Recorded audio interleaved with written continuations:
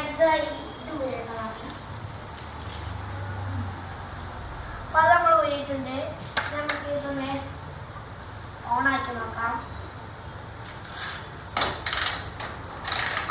നമ്മൾ വണ്ടിന്റെ ചാവി ഓണാക്കാൻ മറന്നിട്ടുണ്ട്. ചാവി ഓണാക്കി ഇനി വണ്ടി സ്റ്റാർട്ട് ആവുന്നില്ല. നമുക്ക് ചാവി ഓണാക്കാം. നമുക്കൊന്ന് ഓണാക്കി നോക്കാം.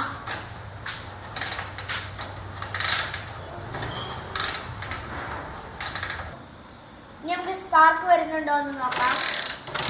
നിങ്ങൾക്ക് കാണുന്നുണ്ടോ ഇപ്പോൾ സ്പാർക്ക് വരുന്നുണ്ടോ?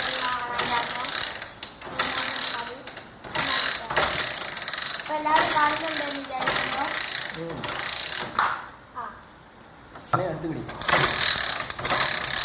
എല്ലാവർക്കും കാണുന്നുണ്ടെങ്കിൽ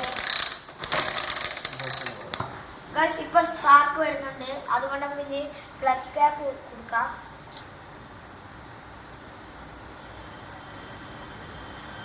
നമുക്കിത് കൊടുക്കാം.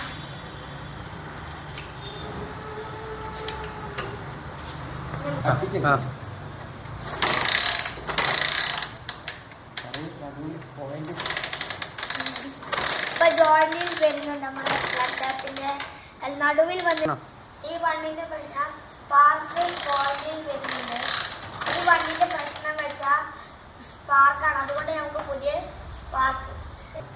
ഈ വണ്ടിന്റെ പ്രശ്നം വെച്ചാൽ സ്പാർക്ക് പ്ലഗ് പോയതാണ്. അതുകൊണ്ട് നമുക്ക് പുതിയ സ്പാർക്ക് പ്ലഗ് വെച്ച് സ്റ്റാർട്ടാക്കാം. അപ്പൊ നമ്മൾ ഈ വണ്ടിക്ക് പുതിയ സ്പാർക്ക് പ്ലഗ് ഇട്ടിട്ടുണ്ട്. നമുക്കൊന്ന് വണ്ടി സ്റ്റാർട്ടാക്കി നോക്കാം. ഇനി